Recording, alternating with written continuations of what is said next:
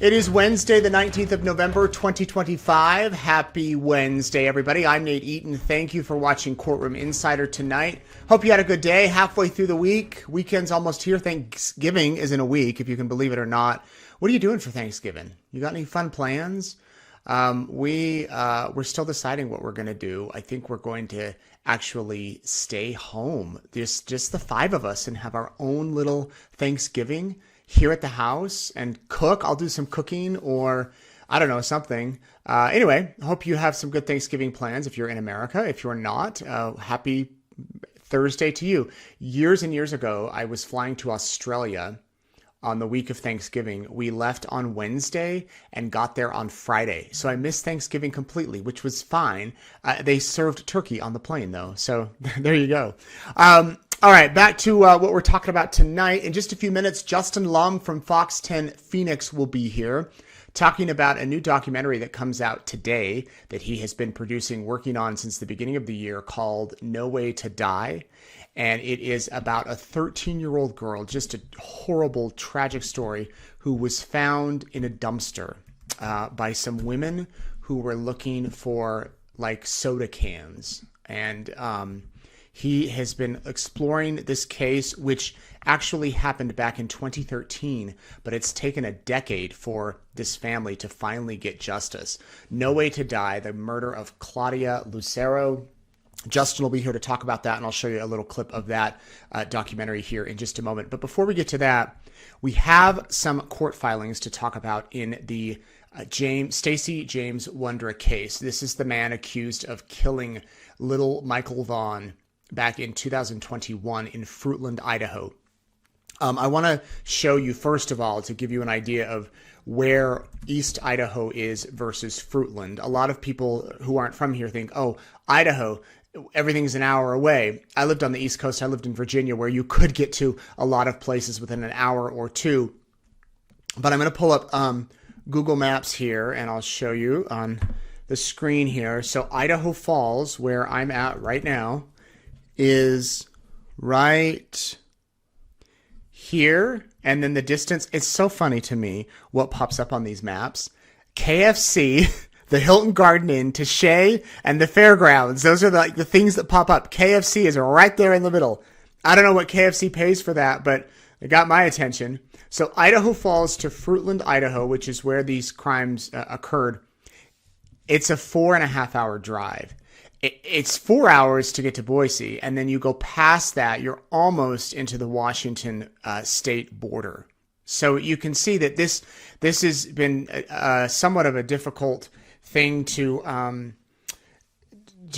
investigate, to look into, and because it's so far physically. If this were just down the street, we would have been doing a lot more coverage. So we're relying on our partners in Boise, who have done a great job at the Idaho Statesman, KIVI TV, and some other websites. But tonight, what I want to do is go through some of filings about in the case that have been filed, mainly the probable cause hearing, which will show you the information that they have. And it's interesting that they did not go through a grand jury indictment on this. If they had gone with a grand jury indictment, we would not have a probable cause document. Instead, we have a document that is, let me look how many pages long. It doesn't have the page numbers on here. 1, 2, 3, 4, 5, 6, 7, 8, 9, 10, 11. So there's a lot of pages in the probable cause. I want to go through it with you tonight, and it hopefully is not too upsetting, too depressing. And let me just do that for you right now. I'll try to make these words a little bit bigger so that you can see them and you can follow along. So the charges, before I get to that, interesting to me that this was filed back in June, but it's been sealed since June. So they have been planning this for some time, for months, but it's been sealed. Charging first-degree murder, kidnapping, and destruction or concealing of evidence. On July 21st, this is the officer who is doing the probable cause document. What is a probable cause document? You give this to a judge that that proves you have enough probable cause to arrest the person and charge them with a crime. So this document was prepared, went to the judge. Judge signed off on it. They were able to arrest this suspect. Here is the probable cause information. July 27, 2021, neighbors reported seeing 5-year-old Michael James Vaughan. That name is redacted, but we know that's who it is. Between approximately 6:15 p.m. and 6:30 in the area of the home, Michael's home, and nearby residents on the streets. Michael knocked on some of the neighbors' doors, attempting to play with neighbors or in their yards. Michael was told to return home by all of the neighbors he contacted. This is so sad to me. I have kids. I have a 7-year-old boy that will say, "Can I go play at the moats down the street?" And he'll take off running and knock on their door. And if they can't play, he comes home. This is just so upsetting what happened. At approximately 6:45 to 6:50, Tyler Vaughan noticed his 5-year-old son, Michael, was missing from their home. He began searching the home and property for him, called 911 to report his son missing at 7:21, and the Fruitland police responded. Fruitland police and the FBI, along with local agencies, searched for Michael for several weeks and now years. Through interviews, searches, and other corroborating evidence, all of Michael's family and household members have been determined not to have any knowledge of his current location, nor were they involved in his disappearance. So police have ruled out the neighbors. Police have ruled out the family and anyone that lived in the house. Family members have been ruled out. All of Michael's neighbors on Southwest 9th Street in Arizona have been thoroughly investigated, searched, and interviewed, and have been determined by law enforcement to not have knowledge of his disappearance. The surrounding area was extensively searched, and Michael has never been found. Live Scent canine teams searched the surrounding neighborhoods August 2nd to 3rd on 2021 using a pair of Michael's shoes for Michael's scent. Out of approximately 300 homes, canine handlers reported the dogs only showed interest in one house in Fruitland, the home of Stacy and Sarah Wondra. A canine handler also reported that Canine Banshee showed interest in the area of the corner of Meadowlark and Red Wing Street.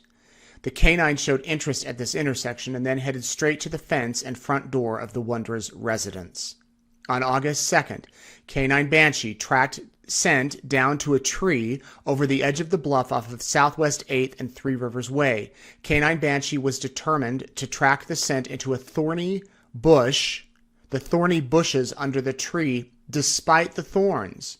A discarded child's stroller was located deep in those thorny bushes.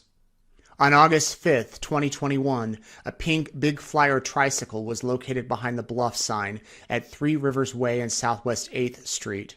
During a search of the same area the day prior, the tricycle was not there. Jim Smith, who lives in the subdivision, later reported he found the tricycle over the bluff under a tree next to a child's stroller. Jim said he took it home to use one of the wheels for another project, but then discarded it after not removing the wheel as planned. Jim said he left it behind the bluff sign for neighborhood kids to use. Kim Elko would later report to law enforcement that she had seen the tricycle in the Wondra's garage during a yard sale in the spring of 2021. Elko was able to describe the layout of the Wondra's garage and where she saw the tricycle on a stack of boxes. She described the described stack of boxes was still there during a later search of the Wondra residence and garage. Dorothy Starkey, who was present at, and her address is redacted, reported on July 29th, 2021, she saw Michael riding a big wheel tricycle at the corner of Red Wing Street and Meadowlark Avenue on July 27th as she was either entering or leaving the neighborhood. Dorothy is seen on surveillance videos coming into the neighborhood at 6:25 and leaving the neighborhood at 7:25. Other than Dorothy's report, there are no other reports of Michael being seen anywhere other than Southwest 9th Street and his next-door neighbor's house on Arizona on the date of his disappearance. Video surveillance was gathered from security cameras in the neighborhood Michael disappeared from, as well as the neighboring areas. Michael is never seen on any of the surveillance footage that was obtained. Stacy Wondra is captured on surveillance footage driving a white Lexus and pulling into the parking area of the splash pad in the neighborhood off Southwest 8th Street at 3:23 on July 27th. Stacy is seen exiting the driver's door, walking around to the passenger side of the car, and appears to be testing the exterior door handle to see if it's locked. Stacy then walked back around the driver's side of the vehicle where he got into the driver's seat and exited the area onto Southwest 8th Street at 7:24, 1 minute after arriving. Video surveillance shows an adult male walking in the area of Three Rivers at 1808, that's 6:08 on July 27, 2021, and the same male is captured walking in the area of the neighborhood splash pad at 6:18. The last image of the male is captured at 6:28 as he walked through the wooded area to the west back towards the area in which the Wonders lived. Brandon Shirtliff was identified in 2022 as being this person and told detectives during an interview that the surveillance video captured him as he was walking and searching for a missing child on the date Michael disappeared. The video captured Brandon walking prior to Michael being reported missing. Brandon reported that he was living with the Wonders on that date. Pause. Doesn't this all just sound so ominous? Just so... You just don't have a good feeling about this. On August 1st, 2021, Fruitland police contacted the residents. On their initial search of the residence, they located Adrian Lucin hiding in a closet. Residents of the home on that date and on July 27th were identified as married couple Stacy and Sarah Wondra and their sublets Brandon Shirtliff and Adrian Lucin. All were interviewed on August 1st, 2021. So they searched the Wondra house on August 1st. Adrian was vague in his statements and he's hiding in the closet and wouldn't commit to a solid statement. He also refused to provide his social security number for identification confirmation. He provided Stacy's phone number as his own and concealed his real phone number from law enforcement. Again, red flags. On August 21st, Sarah reported that on July 27th, she and Stacy slept until noon. Sarah said they left their residence around 5 o'clock to tow a vehicle to Cuna. Sarah and Stacy denied they were home around 6:30 on July 27th. Cell phone tower data and surveillance footage show Stacy, Sarah, Adrian, and Brandon were in the area of the neighborhood at the time of Michael's disappearance. Sarah, Adrian, and Brandon returned to Fruitland, verified by surveillance, in Sarah's blue Toyota Corolla at 5:08, only to leave again at 5:12. The Toyota then came back into the neighborhood again at 5:56. Surveillance footage shows Sarah driving the maroon GMC pickup on July 27th as she drove out of the neighborhood at 7:08. Stacy has been identified as the front passenger, and Brandon was the driver's side rear passenger. Stacy, Sarah, and Brandon's phone data showed they were co-located as they left the neighborhood at 7:08 and drove to Cuna.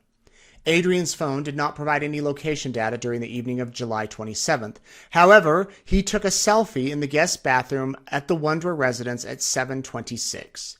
Wondra's maroon GMC pickup truck is captured on surveillance footage returning to their Fruitland neighborhood at 23:22, which is 11:22 p.m. on July 27th, 2021, pulling or towing a silver Mercedes-Benz. Following Michael's disappearance, Sarah had a distinct change in behavior. Following his disappearance, Sarah began to stand along the highway near Love's gas station in Ontario, Oregon, with signs stating to repent of your sins and that the end of time was near. Sarah's social media posts on TikTok and Facebook also changed drastically to religion and asking for forgiveness of her sins. Prior to Michael's abduction, Sarah had only posted approximately 11 videos on TikTok over 3 years. Following his abduction, Sarah posted approximately 329 videos from September 15th, 2021 through Christmas Eve on 2021. In TikTok videos Sarah posted, she made testimony statements, in quotes, regarding her involvement in criminal behaviors and stated that she had broken all 10 of the 10 commandments. It should be noted that thou shalt not kill is one of the 10 commandments. Pause there. Interesting that the officer included that. It should be noted that thou shalt not kill is one of the 10 commandments. This is a very detailed probable cause. I have been through probable cause hundreds of times in my life. Some are short, 1 paragraph, 2 paragraph. Some are detailed like this. You can tell, I mean, obviously they've had several years to put this together, but they are laying out their case. And can you picture in your mind the witnesses who will be called to testify of these things. You've got the cell phone guy, the surveillance footage. You've got all the neighbors, the 300 neighbors. You've got the guy that saw the trike and the stroller in the bush. You've got the neighbor that saw, you've got all these people, and I can see the witness list building. Let's keep going. Sarah also alleged in her videos that it did not matter what sin she had committed because God had forgiven her for all of them. Michael's missing person flyer can be seen on her refrigerator in the background of some of her videos. Sarah was interviewed again by law enforcement on November 15th, 2021. Stacy was also interviewed. After being confronted with her photo of her leaving the neighborhood on July 27th, driving the GMC pickup at 7:08, she changed her story and said she was driving the GMC to get Brandon's Mercedes from Cuna to tow it back to Fruitland. Sarah said the trip to Cuna to get the car had not been previously planned and that it was Stacy who wanted to go get the car at that date and time. Sarah said she stopped at Southwest 8th in South Arizona on the way to get out of the neighborhood to input the address into the GPS. She said she drove to an address in Cuna, which is Brandon's mother's home. It's worth noting that Brandon was in the truck with them when they entered the GPS coordinates to go to Brandon's mother's house, and that Sarah's and Brandon's cell phone data showed them at the residence earlier that day. Sarah said Brandon's mother, Tina Morelli, was out of town. Sarah said Tina did not allow Brandon to have people in her home when she was not there, so Stacy and Sarah parked down the road, and Brandon used a back gate on the south side to enter Tina's residence so that her doorbell camera did not capture him there. Sarah reported that while towing the car back to Fruitland, the tow strap broke. Stacy and Sarah sold their phones, lost or sold their vehicles, and got rid of their furniture shortly after Michael went missing. Sarah was asked about changing her phones following the abduction. Sarah provided two reasons. One, they sold their phones because she and Stacy were splitting up, and Sarah said they sold their phones because a demon told her to. Sarah was still paying on the phones that she sold. Sarah was asked about her Facebook post and provided the following responses. I literally had like a demon tell me that I needed to leave my husband. I literally deleted all of my pictures. I have no idea what my passwords are. We had a fight. My husband and I had to sell our phones and we had to get new phones and I can't access any of my stuff. So I do have Facebook, just don't have access to it right now. When asked about the vehicle Sarah and Stacy have, Sarah said the GMC pickup was repossessed. Sarah said she told Stacy when she heard the repo guys were coming to take the truck, quote, "We are going to be the nicest repo they ever had today." Law enforcement was later told that the truck appeared to have been thoroughly cleaned prior to the repo. Following the interview on November 15th, Brandon reported Sarah and Stacy contacted him and told him they were re-interviewed about Michael's abduction. Brandon said Stacy suggested Brandon come over to their place and create an alibi or write a letter on behalf of Sarah and Stacy saying they were not involved in the abduction. Tina, Brandon's mother, was interviewed by law enforcement. She reported that Brandon's behavior changed after he lived with the Wondras. Tina explained that Brandon became more depressed and withdrawn, spending more time playing video games and smoking marijuana. Tina would not tell law enforcement where Brandon was or what his phone number was at that time. Kay Ramsey, Sarah's mother, was interviewed and shown a picture of the tricycle described above. Kay claims she found the tricycle in some bushes prior to Michael's abduction. The bushes that Kay described are near where Mr. Smith found the tricycle just after Michael's abduction. Kay said that would be her reason. Her DNA would be on the tricycle. Kay said that after all of her efforts, she left it at the intersection of Three Rivers Way and Southwest 8th Street. Kay was 73 years old in July of 2021, and the bushes were difficult to get to. Kay Ramsey also confirmed to law enforcement that Sarah and Stacy's dog had dug holes in the backyard of the Red Wing residence. Kay reported the dog had dug up what she later determined to be the ear of a green stuffed animal. Kay said she had thrown away the stuffed ear. Kay Ramsey is alleged to have withheld information and or evidence in other criminal investigations involving Sarah in 2022. Kay was initially charged... Then, Kay initially concealed a firearm used in an aggravated assault in which Sarah was later convicted. We're going to pause there. We're almost done. Thanks for your patience. Sarah is serving time for this conviction, and Stacy was in Arizona serving time, and now he's being extradited back to Idaho. So he'll soon face these charges here. Within 30 days, they'll bring him back. Maricopa County, which seems to know Idaho well lately.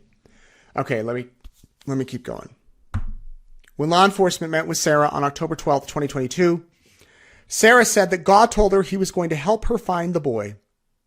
During the interview, at the first mention of Michael, Sarah became emotional and broke down crying in front of the detective.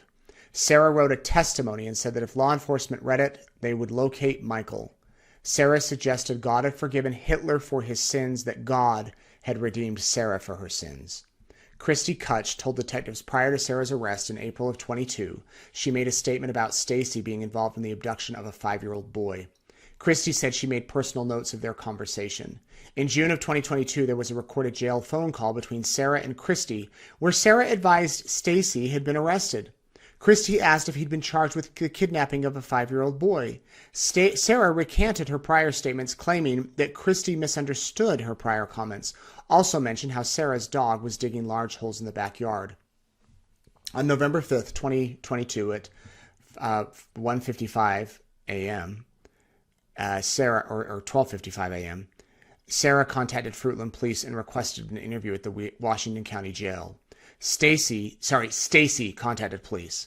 Stacy provided vague details about events surrounding Michael's abduction. Stacy said Sarah's religious beliefs and behavior changes started within a couple days after Michael's abduction. After Stacy's arrest from an unrelated incident, Stacy spoke of changing phones and/or SIM cards to prevent law enforcement to follow or profile him. On November 10th, Stacy again asked to speak with Fruitland police detectives. Stacy wanted a deal, the same offer that was given to Sarah in the Michael Vaughan case. Stacy admitted Michael had been at the house the night of his abduction. Stacy admitted the tricycle had been in his garage where Kim Elko had previously described seeing it. Stacy then said that when he first saw Michael, Sarah was carrying Michael into their home. Stacy said Michael was put into a duffel bag to transport him out of their house and to Brandon's house in Kuna. Stacy said Sarah was frantically trying to figure out what to do, and Brandon interjected, "I have a duffel bag." Stacy described Michael as crying. And to prevent him from moving or making noise, Stacy described how Sarah taped Michael using duct tape. When asked who put Michael in the bag, Stacy said Brandon grabbed the bag and gave it to Sarah. Sarah picked up Michael as Adrian helped hold the sides of the bag open as they shoved Michael into the duffel bag. Stacy described Michael was wiggling, trying to get away. Stacy said he could see Michael in the bag with his knees bent up in the fetal position. While describing and demonstrating how Michael was taped and stuffed into a duffel bag in his living room, Stacy had a physical reaction and began violently vomiting. When asked if she was vomiting because of the chewing tobacco he was using, he indicated he was throwing up because of the stress of talking about Michael. Stacy provided 2 reasons they stopped in the GMC at the corner of Southwest 8th and South Arizona and Fruitland. 1, for Stacy to put power steering fluid into the vehicle, and 2, so Brandon could check to see if Michael was still alive, because Michael was bound with duct tape and stuffed into a duffel bag in the bed of the truck. Stacy said he was able to hear Michael making noises like, quote, a dull scream. Stacy said they were worried about being seen because they saw a car parked off South Arizona. Stacy said they drove straight to Brandon's mother's house in Kuna, where Brandon grabbed both bags, the duffel containing Michael in a backpack, and went into the house by himself. Stacy said that once they arrived in Kuna, Michael was not making any more noises, and none of them had checked on Michael to verify he was still alive.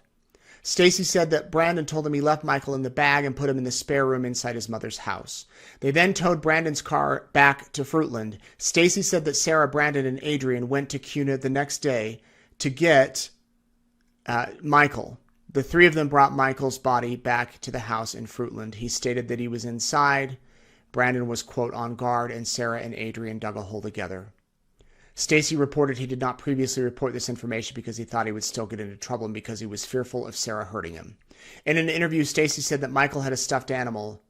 Quote, some sort of a stuffed animal, I want to say like a dinosaur or a monkey. What I saw was a monkey, was a green and looked like a green monkey.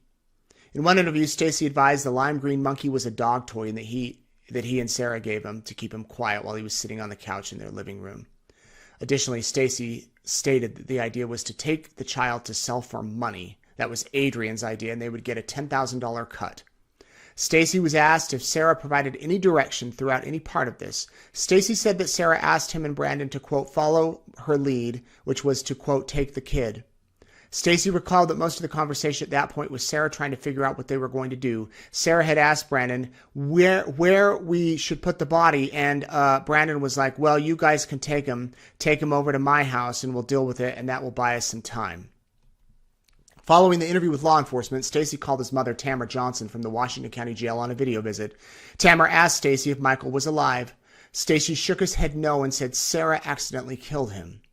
Tamara asked how. Stacy said suffocation, and went on to say they buried him in a duffel bag.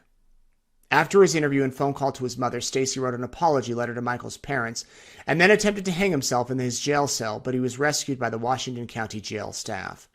It should be noted that during some part of Stacy's incarceration in the Washington County Jail, prior to his confession and directions to where Michael's body was, Stacy was out of custody and living back at the house on Red Wing Street, as evidenced by her being there when law enforcement arrived to execute the search warrant. Stacy could have had the time and ability to move any evidence from the property without Stacy's knowledge.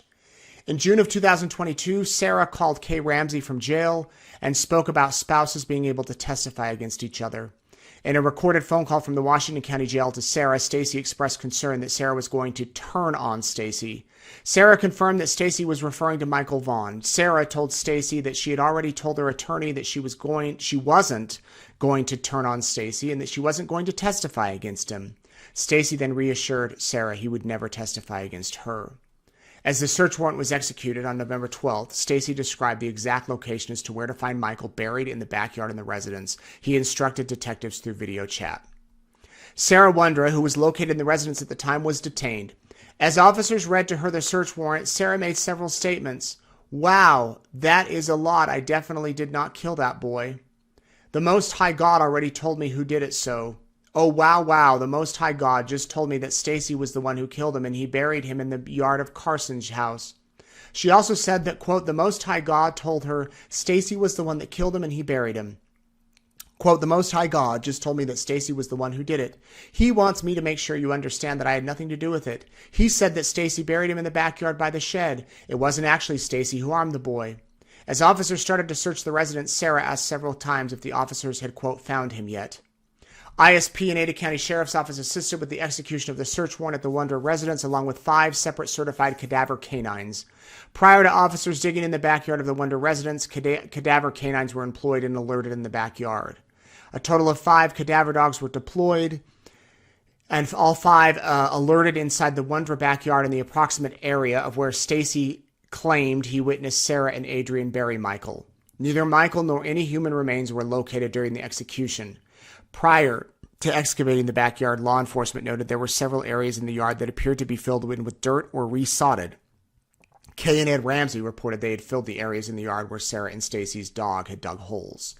At various interviews after the disappearance of Michael Vaughan, Stacy was asked what happened to his and Sarah's cell phones from July of 21. Stacy said that Sarah wanted to, quote, "detract attentions so we were not on the radar." And that was the reason they sold the phones. When asked if there was evidence of the crime on the phones, Stacy said there were text messages. Investigation revealed that the Wondras changed their phones approximately 3 times in a 5-month period. Stacy described purchasing SIM cards to put in his cell phone to evade law enforcement. The GMC was subsequently repossessed for non-payment. Stacy then called Kim's Cars, wanting the truck back or to borrow it.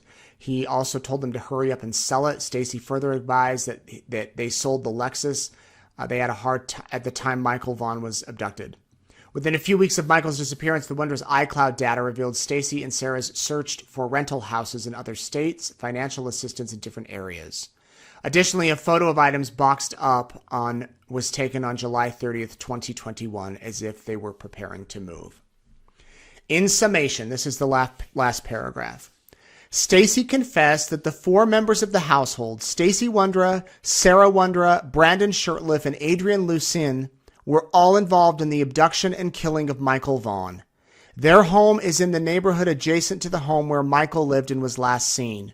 Their neighbor, Dorothy Stark, saw Michael riding a tricycle near the Wondra home at the time Michael went missing. That same tricycle was seen in the Wondra garage prior to the abduction. That tricycle was discarded outside the neighborhood off a bluff after Michael went missing. Kay Ramsey, Sarah Wondra's mother, claimed to have found it and moved it to the entrance of the neighborhood, which is refuted by the fact that another neighbor, unrelated to the case, claimed to have found it and placed it there. Kay's story also does not account for the fact that the tricycle was in the house before being discarded and before Michael went missing. Live scent track dogs were deployed, and the only house they showed interest in was the Wondra house. That same dog showed interest in the area where Michael went missing from and the area where the tricycle was discarded. Based on the foregoing, your affiant is requesting that Stacey Wondra be charged with kidnapping and murder in the first degree, as well as the concealment of evidence. That is just so hard to read, so hard to believe that this took place. And as I said, they have built their case, and now James Wondra will be back in court. I'm looking at other things that have been filed just in the past few minutes, in the past few days, I should say. It looks like, yeah, we have here, this is his waiver of extradition. And so this is showing that he waived extradition.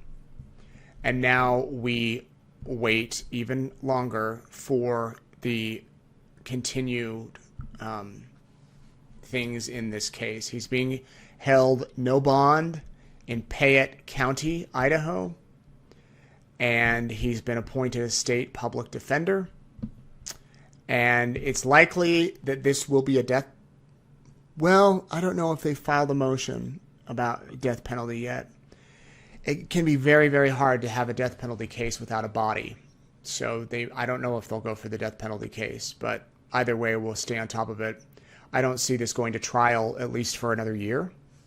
And it looks like the other suspects will be getting charged, or that's what this insinuates, a probable cause, unless they flip and tell all, and someone knows where, 4 people likely know where Michael's body is. So we'll see how this unfolds, but I'll stay on top of it. I'll bring you the updates as this develops over the next few months and years. Just such a tragic, tragic story. You always hear, statistics show, that the child abusers, the ones that go after children, 9 times out of 10 are in the family. It is very rare for a stranger to just abduct a child or do something horrific like this to a child. But when you hear it, it just, as a parent, it scares me. It does. I mean, you never know. And that's why you have to be safe, but not too safe.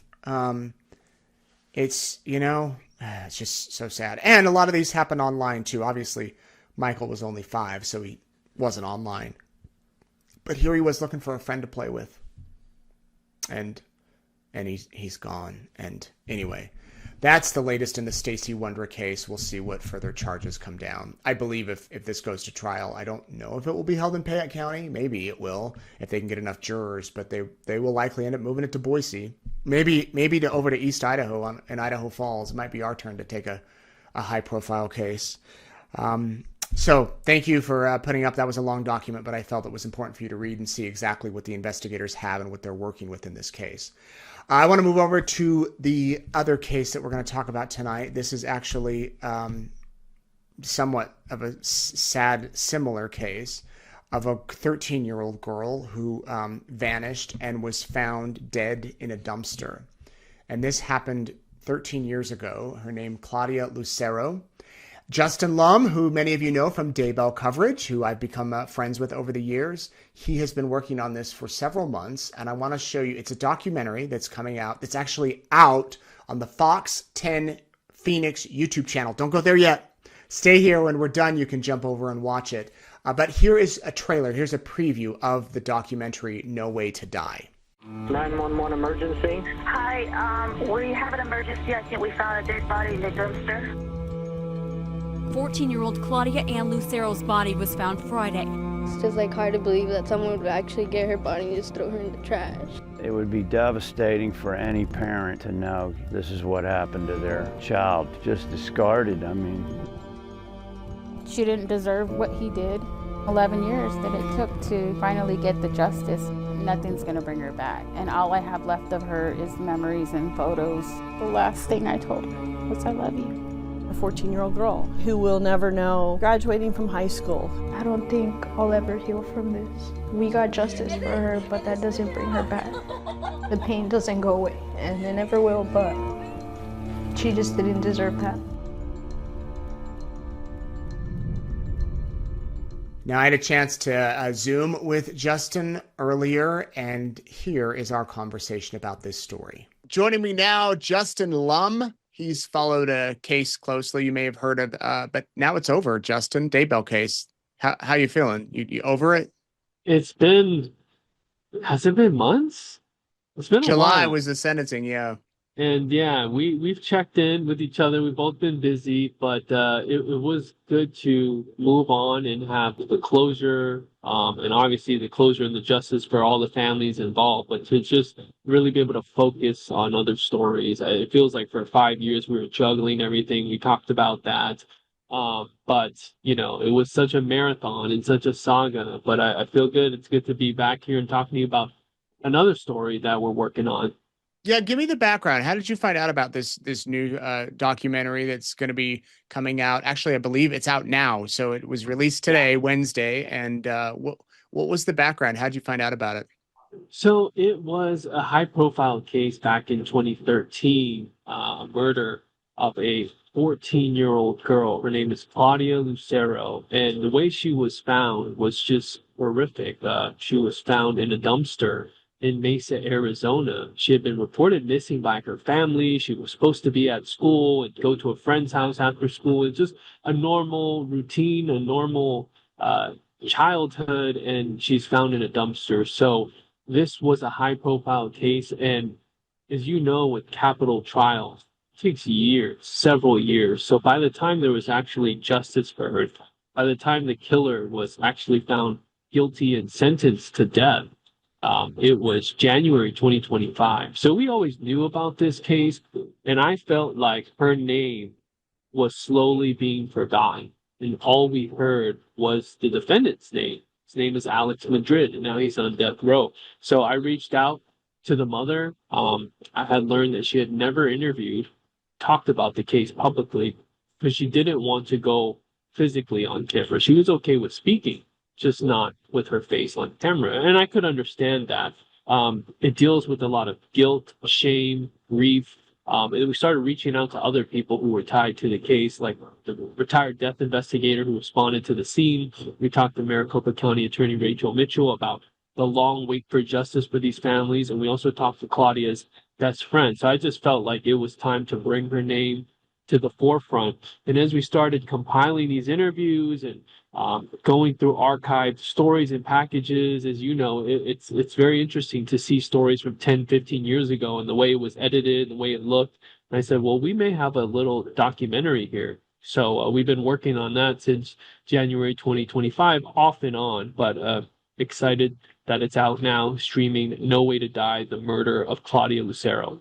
Yeah, it's interesting to go back, as you said, a decade and a half, to look at a case that may have been in the headlines back then, but so many people now don't remember it. Or if they do remember it, there's probably more information that now the families and the loved ones are willing to say. They might feel a little bit more open rather than at the time when it happened. Yeah, you know that feeling where you may know the case, but you have to explain that case to a viewer or somebody because it may ring a bell, but they really don't have the hard details, the facts, the information. And so at this time in 2013, I was, I think I was just graduating college. I wasn't in Arizona. So I had to do my research as well and find out how it impacted the community. This girl, Claudia, classmates and friends at her high school in Mesa, they were shaken because how did she just end up in the trash? If not for two women who were actually dumpster diving on this December morning in 2013. They were dumpster diving for cans, to be honest. And that's how she was discovered. And you know that there is a routine scheduled pickup for any dumpster. And this was a scheduled pickup for the next day. So it was a matter of timing. If these women did not stumble upon Claudia's body, she could have been a missing person forever. Because where she would have been headed next. And so this investigation then, the arrest happened just days later, but the killer, now convicted killer on death row, Alex Madrid, was the ex-boyfriend of Claudia's mother. And so you start to peel back the layers and find out more dark secrets that Claudia was actually very afraid for her safety. She was afraid of him, and she claimed to have been sexually abused. And in this case, she was, because there was DNA found, and that was revealed in trial. There was DNA found on her linked to the killers. So she had been raped, strangled, and thrown in the trash. Mm. Just horrific, horrific. Was it in retaliation against her mother? You know, I don't think so. It seems like this was a relationship that had gone south because yeah, when it happened, obviously they had broken up. Somehow he still had access to the door. There was no sign of forced entry. So we go through those details. I went through the police report. I was invited by Mesa PD. Instead of getting the report emailed to me or whatnot, I actually went there and got to sit in Mesa PD's office since this had all been adjudicated and done with, and got to look through the files, some of the images of the dumpster, of the bin she was found in. There were texts, there were Facebook messages that she had sent, texts sent by Alex Madrid to her mother when this happened, because basically she was reported a missing person, and he sort of gave her this reassuring tone because he was, acting like nothing had happened. He had done nothing wrong. So you see these things, and looking back, it's very disturbing, not just going through the police report, but going through court records and seeing this man's criminal history. He was a dangerous man, and he was brought into this home, and this girl was very afraid and didn't really reveal all that to her loved ones. And it's a very sad case, and it just came to me, the title, No Way to Die. I mean, this was just no way to be treated at all. Yeah. So did it actually go to trial, or did he plea out? Now, this went to trial. Finally, it took about 11 years since this happened in 2013. Maricopa County attorney, files the notice to seek the death penalty. By the time trial came, it's October 2024. He's found guilty of all the charges against him, including first-degree murder. And then, as you know, you go through the guilt phase, the penalty phase, and the jury sentenced him to death in January 2025. So when you have these capital cases, it can take a long, long time. And I think victims' loved ones are very, they want justice, but they also get tired of seeing the continuation of hearings and trials. We're sort of used to this because we report on these reschedulings and court hearings, and you just say, okay, well, see you next time, see you in a month and whatnot. But for the families, you can just imagine that frustration. Just when is this going to be over? When are we going to even get the closure that we deserve? Right. And I mean, 11 years, that seems forever in their eyes. And the fact that he took it all the way to trial. What was his defense? Did he have one? I don't think there was much of a defense because of the DNA evidence. It's just a disclaimer, there's some graphic details in this documentary, but you can imagine the DNA evidence found on Claudia matching to this man on her body, and DNA found in the dumpster, in the basically the bag, the plastic bag, fingerprints, and there was a lot of evidence there that matched to him. And so we go through that sequence of events of what led to the charges, because initially he was arrested on a probation violation. He led cops on a quick little pursuit, I should say, but they knew that this was a person of interest, that he was going to be the primary suspect. So arrested on unrelated charges, and then it turned into the murder charge, kidnapping, sexual conduct with a minor. And so there are definitely a lot of graphic details. It's hard to hear, but I think it's important for us to focus on the victim and what happened to her. Because like I said, a lot of people just didn't know who the victim was. All you hear is Alex Madrid trial, Alex Madrid capital trial. That becomes a thing after so many years of waiting through the court system, as you know. How is the family doing today? It was very, I think, therapeutic for the mother to finally speak to the press. She had told me that, other reporters had asked to interview with her, but you get those interviews where people just don't want their face on camera. She was ready to talk. She said that when she said she didn't want to be on camera, that those interview requests were withdrawn, which I found to be strange. I get it. We work in this visual medium where, you know, we talk to people face to face, we put them on camera. But I said, okay, if you just want your voice recorded, that's fine with me. You know, we want to tell your side of the story.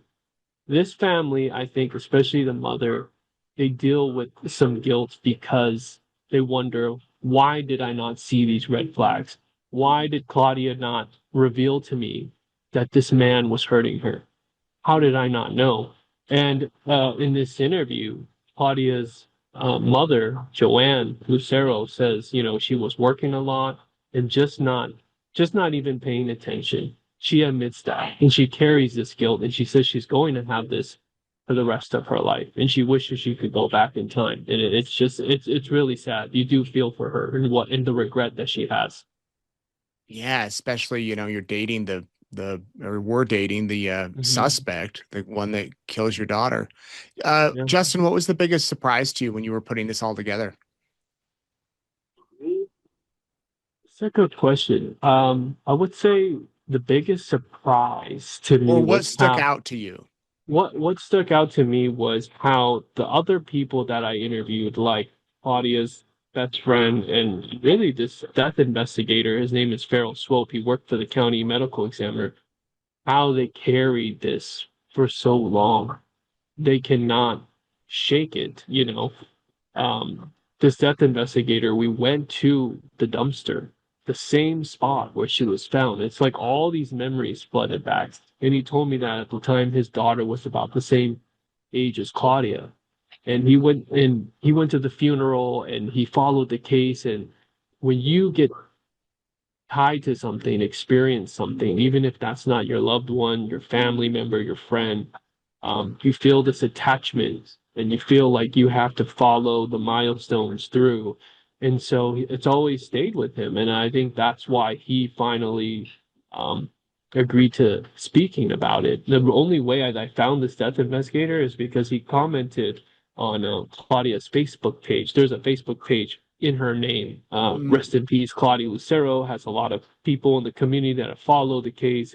And so when justice was finally brought, he commented and basically sort of, I think, felt this relief and wanted to say, I was there, you know, I feel for you.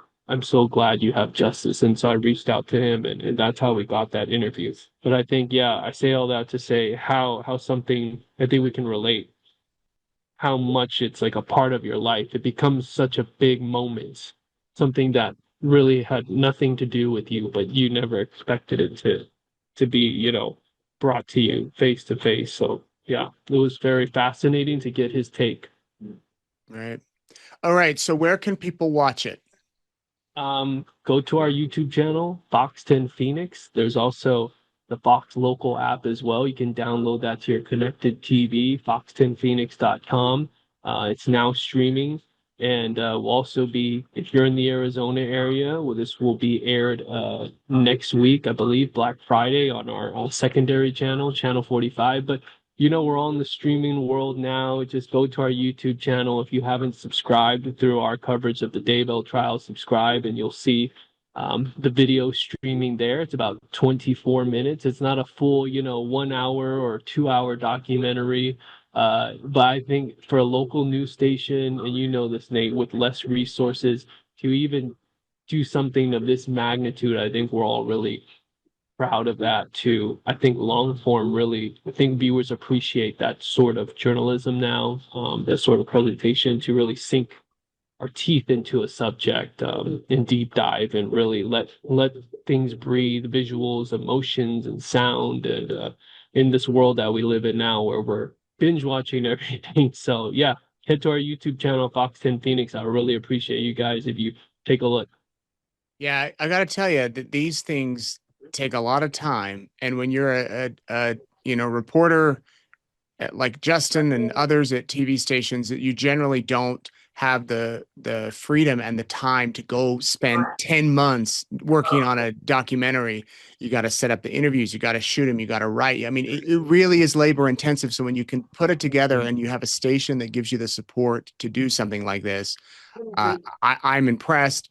And so hopefully you can go watch it and show them that you do support this type of journalism. Don't go yet. Wait till we're over. Wait till Courtroom Insider's over, and then just jump right over to Fox 10 Phoenix on YouTube, because that's where you're watching this, and click on that link, and you can watch it in 24 minutes. Justin, good seeing you. Anything you want to add?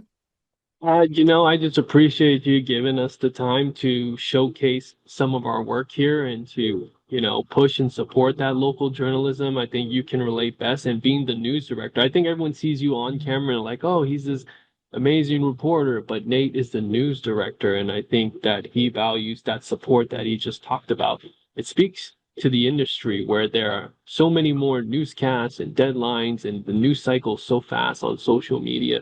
It is hard, like you said, labor intensive to tell a story and put it out there in a docu-style form. I mean, when we did our Valo documentary that was an hour long, that took a long time to compile those interviews and go through all that footage, right? And you want to do it justice. We don't just slap footage together and any interview that we can get. I mean, you talk about the photographers and the editors and the work that they put in. You have a guy who just, shot a great interview that you streamed with Judge Justin Vareski, and you can see just the little details, and you appreciate that when you have photojournalists and editors that pay so much attention to the quality of the work. And I think viewers do see that journalism matters. And, it's just evolving in the way that we digest it, the way that we consume it, and how it's presented. So anyways, I thank you for your time. This show's great to do that sort of thing where you can have those long conversations and learn something. Right. Hey, Justin, what's the name of that restaurant we went to during the trial? That Mexican restaurant that was really good? Blanca. Blanca, have you been back? Blanca. No, I haven't. I haven't had that. That was our only. I know. Dinner. The only time we've had dinner in 5 years. I'm thinking about it right now. I'm getting hungry. I wish there was one down the street. That was a good spot. And you got to find your way back for another case. I always joke with Nate that he needs like a bureau here. Right. There's always this Arizona-Idaho connection, sadly, to a lot of these cases. I don't know why that is. I always try to see, like, what is it about Arizona, Utah, Idaho? Even the story we were just talking about, Michael Vaughan, he was arrested in Maricopa County, of course. And to be honest, I had no idea of the backstory like that. I had remembered, your posts on social media. I had remembered, this child, this victim, and then sort of recognize the face. And that's the beauty of social media too, where viewers and followers will send you stuff and tips and just say, hey, that's so and so, and then you do the legwork and you figure it out. But why? I just don't get it. So that's why you may need sort of an Airbnb bureau or something here where you can come down in the winter. Right now would be the perfect time.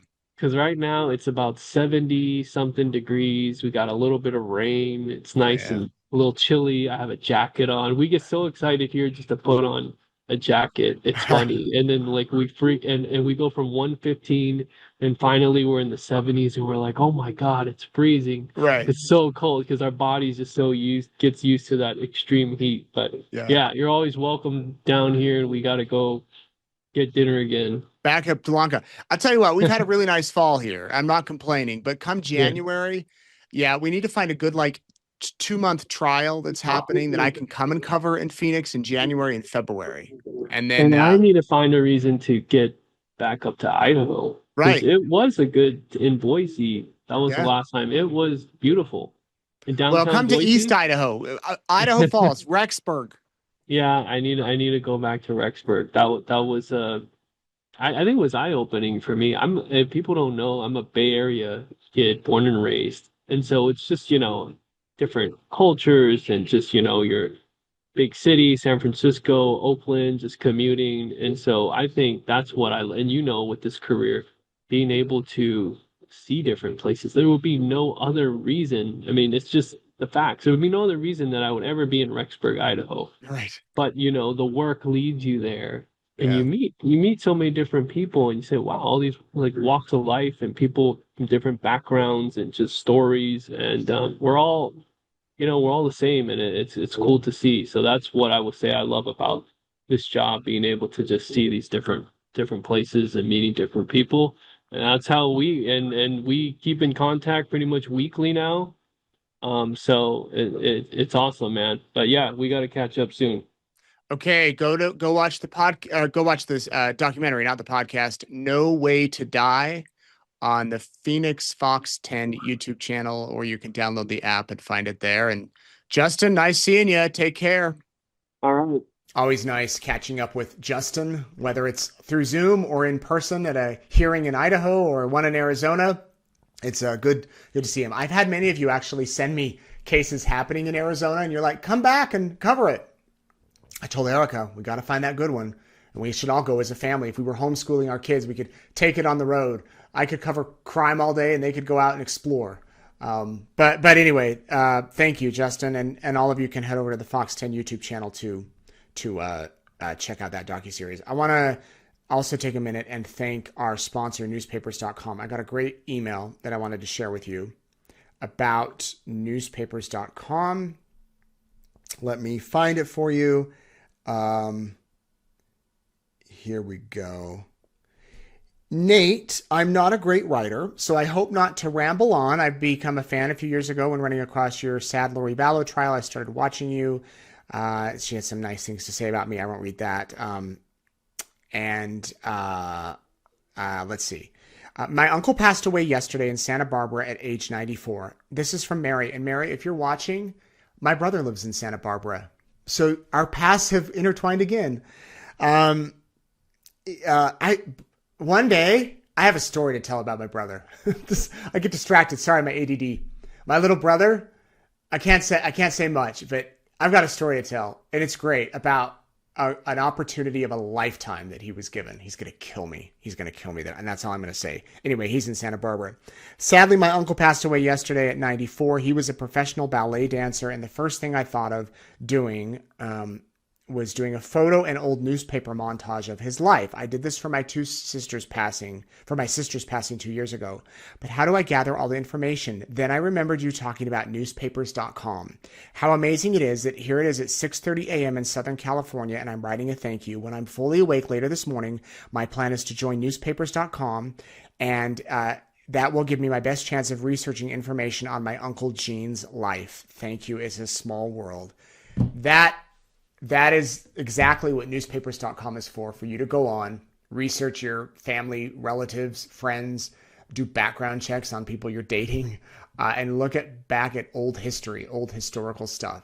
You can join now at newspapers.com. They have a 7-day free trial. They also have a gift subscription special going on, 30% off through the end of the week. And it can make a great holiday gift. So thanks to newspapers.com. Thank you all for watching.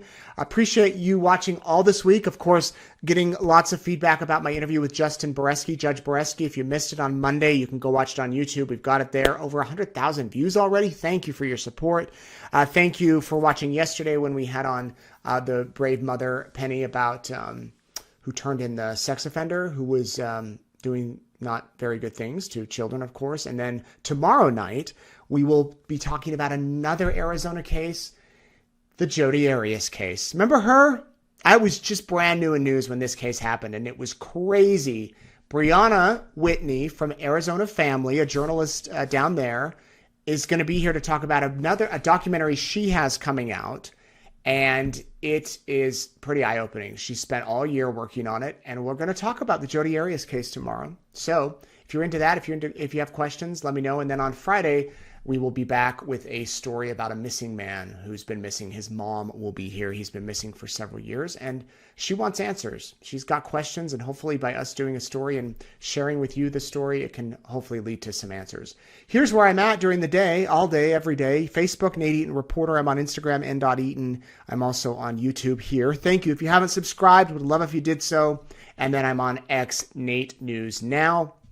Want to let you know, thank you to everybody who's purchased an East Idaho News shirt, the Secret Santa shirts, or our True Crime line. If you haven't seen it, I want to show you because they're selling super fast. You can buy them on our third-party store, but if you want to buy them directly from us, I personally package almost every single one of these shirts. I went in this morning I went to the gym at 5. I was in the office at 6, and I spent an hour packaging shirts and writing little notes to you, the people that have requested them.